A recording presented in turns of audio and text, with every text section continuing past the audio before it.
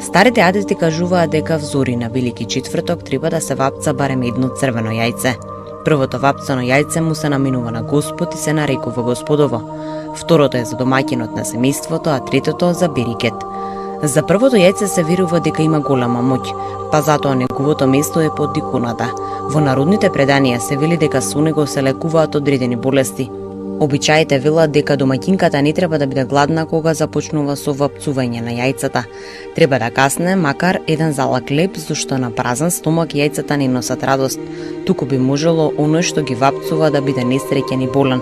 Сепак и во вапцувањето јајца, како и во сите други нешта што се работат, секогаш е најважна добрата мисла.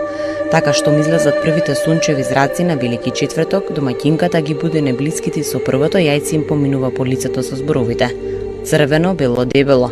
Вапцувањето на јајцата за Великден представува символ на животот и раѓањето, а црвената боја со која најчесто се бојат јајцата ја представува Христовата крв.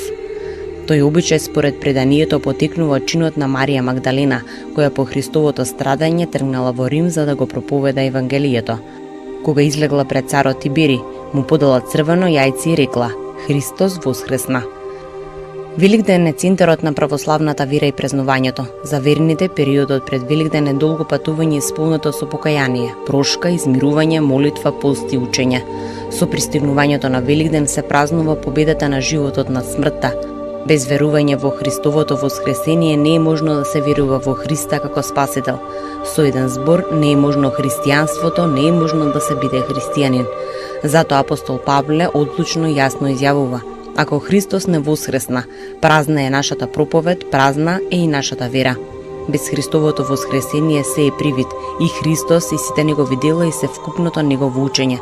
Затоа и самиот Спасител уште за време на своето живење на земјата укажуваше на своето воскресение како на настан кој ќе ја објасни неговата личност и неговото дело. Пред своето воскресение Спасителот поучуваше на вечен живот, но со воскресението покажа дека тој навистина е вечен живот. Со воскресението од гробот Христос ги круниса сите празници. Тој доброволно пострада на крстот за искупување на нас, грешните, на Велики петок. Бог страдаше и воскресна за љубов кон човекот.